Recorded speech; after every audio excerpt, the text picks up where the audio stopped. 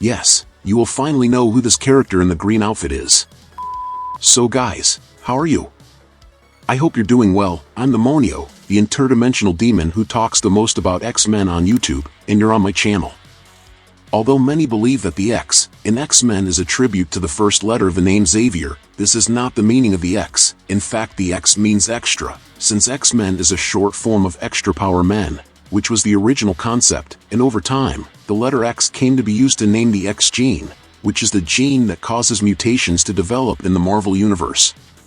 There is a pilot episode of the animated series called Pride of the X-Men, and it is possible to find it on YouTube. At the time it was not as successful as expected, as the producers decided to put as many characters as possible in this episode, with the aim of selling many toys. The episode still wasn't bad, but it was of low overall quality, considering what the series would become.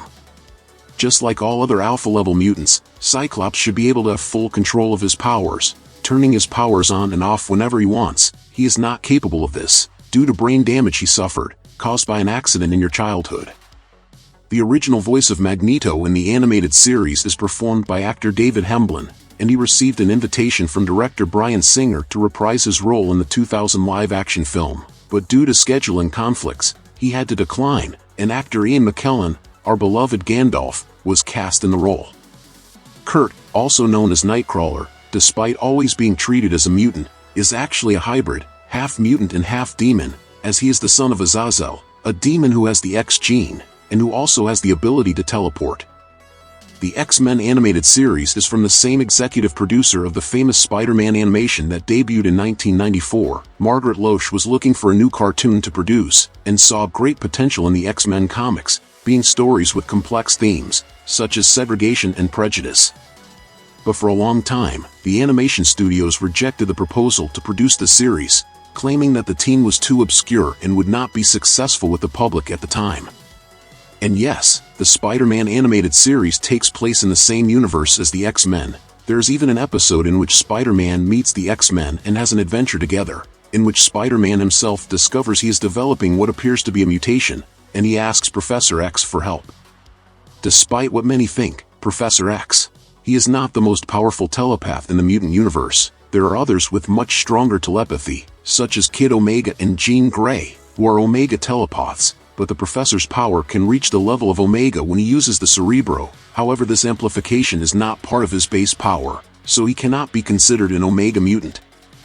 The official list of Omega-level mutants, released in House of X, include 14 characters. They are Iceman, Jean Grey, Magneto, Storm, Legion, Franklin Richards, Elixir, Proteus, Mr. M, Exodus, Kid Omega, Vulcan, Monarch, and Hope Summers. Cable should be an Omega-level mutant, but unfortunately the organic technovirus that infected him prevents him from accessing his full potential, as almost all of his power is used to contain the virus's advance. When the X-Men animated series premiered in 1992, the first 2 episodes were released at the same time, so that the public could become familiar with the characters, but it did not achieve the expected success, and this was attributed to the hundreds of animation errors that existed in the episodes because of the extremely rushed production, but the producer decided to correct these errors and re-release the episodes. Many people still ask themselves who is the mysterious character who appears alongside the villains in the classic opening, and the answer was given by the director of the series at the time, Larry Houston, who said that when the opening animation was being done, one of the animators should probably add one more character to fill the space and make the 2 sides more symmetrical. In a hurry he drew anything, as there wasn't much planning. So in fact this was one of the hundreds of errors that the first episodes had, but it was not corrected at the time. Only in the remade version of the opening they corrected this error and removed the character. The first season of the 90s animation focuses on story arcs, which are resolved in 2 or 3 episodes. The problem is that these episodes were not released in the correct order, which left everything very confusing, and this was the result of a total chaos in the animation production, which had to be reorganized and change people so that everything could be resolved. But even with all these problems, over time the series began to be successful.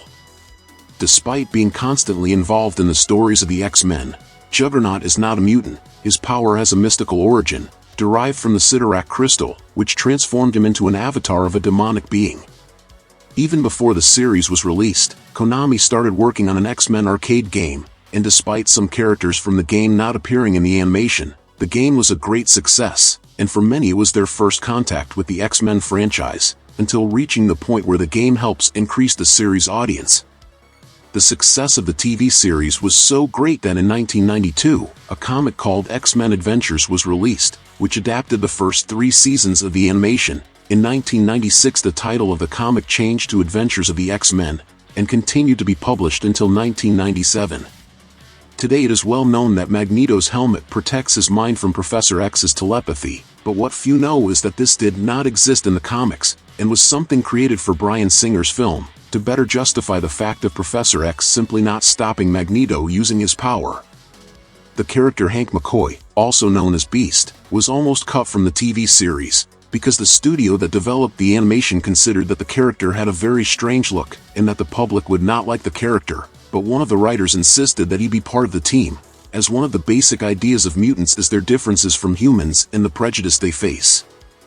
Although everyone currently loves Hugh Jackman as Wolverine, at the time of his casting in this role, he was heavily criticized for being too tall and too handsome, which is basically everything that Wolverine is not. When the TV series was released, Morph did not exist in the comics until then. He was created for this animation, but with the purpose of being discarded, as he apparently dies in the first episode, and his death would be permanent. But even though he had with a small participation, the character gained popularity, and was brought back as a permanent member of the team. In the TV series, the producers at Fox did not want there to be a love triangle between Jean Grey, Cyclops and Wolverine, as they thought it would not be suitable for a series that was aimed at children, and the producers had to insist a lot for the idea to be accepted, but in the end, they managed to keep it in the script. The famous title Children of the Atom, used by Professor X to refer to his X-Men, it was based on the book of the same name written by Wilmar H. Shiras. The book tells the story of people with special gifts, and the consequences of being different in a world that tends to fear the unknown, and obviously, this was one of Stan Lee's inspirations for creating the X-Men. Children of the Atom was also used as the title of a famous mutant arcade game, a fighting game produced by Capcom, with the visuals used in the TV series, and which served as the basis for all fighting games in the Versus series, like Marvel Super Heroes, X-Men vs. Street Fighter, and Marvel vs. Capcom. The X-Men animated series influenced one of the most famous stories in comics. In the 4th season of the animation, we have the episode One Man's Worth, in which a time traveler goes back to the past and kills Professor X.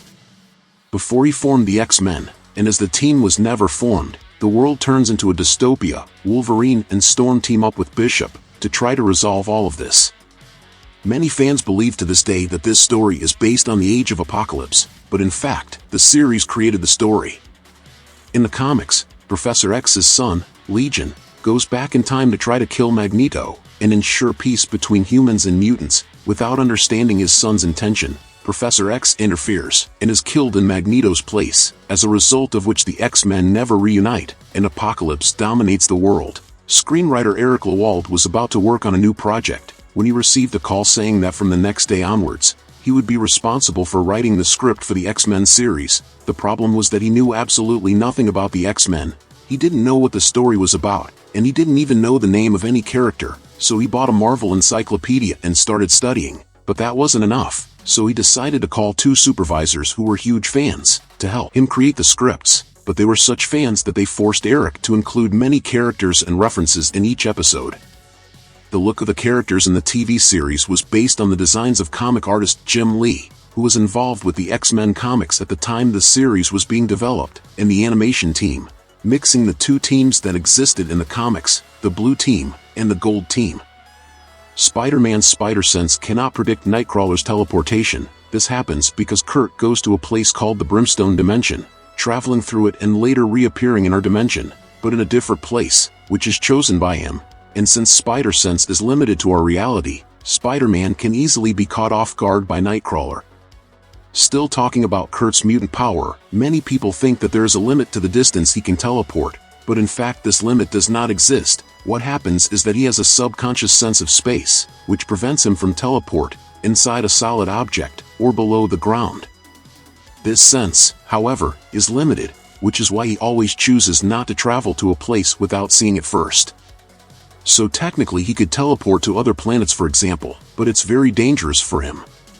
One of the most memorable things about the X-Men series is its American opening, which has one of the songs that has become immortalized as the X-Men theme, with fast and catchy hard rock guitars. However, composing the music was not a very pleasant experience.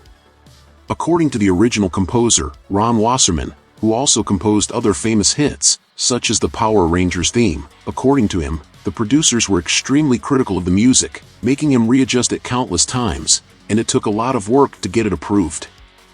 The X-Men animated series also debuted in Japan, but it was released with a totally different theme song and opening animation, with a much more anime look, and Ron Wasserman's classic theme was replaced by a song in a more rock style, called Rising, by the band Ambience, as this was a common practice in anime. The final credits also received a version with a song from Ambience, called Back to You, while some scenes from the comics were shown.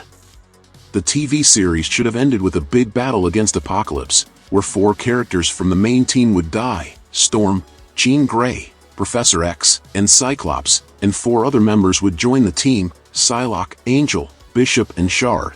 But this was at a time when Marvel was going bankrupt, and the money for the 5th season of the series simply ran out, which resulted in a drop in the quality of the animation and an unexpected ending. Even despite this, the producers took into account that the series could continue one day, and that's why they chose to make that ending in which Professor X leaves with Lilandra, but with the possibility of one day returning. And to the joy of all of us, that's exactly what happened in 2024, with X-Men 97. But what about you? Did you know all these facts about X-Men?